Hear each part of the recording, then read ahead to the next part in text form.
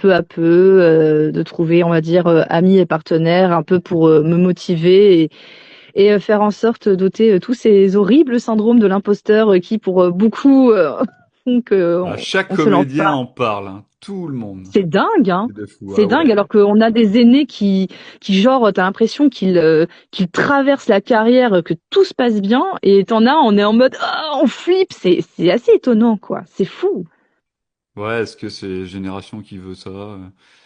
Est-ce que aussi il y a eu, on a multiplié beaucoup les comédiens, peut-être qu'il y en avait moins avant, qu'ils avaient plus aussi d'emplois, donc peut-être moins ce syndrome-là, peut-être qu'avant quand il y avait des castings, ils réussissaient souvent. Maintenant, nous, quand on réussit un casting, c'est limite c'est Noël quoi.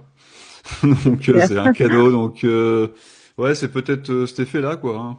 Puis il y a Puis aussi, je pense, pour avoir entendu, on va dire d'autres enseignements ailleurs qu'en France, j'ai l'impression qu'on se sent pas légitime de faire quelque chose hors de ce qui est attendu de nous, hors de nos cases. Or, ça peut être des cases qui sont en dehors de nos études, qui étaient en dehors de nos activités de base. Et en fait, on a une forme de culpabilité ou alors une forme de peur, de rejet. Et j'ai l'impression vraiment, alors c'est ma théorie, mais que la France, avec son système éducatif qui fait que l'erreur, c'est pas possible, l'erreur est mal vue, l'erreur est inconsidérée. Mais combien font 2 plus 1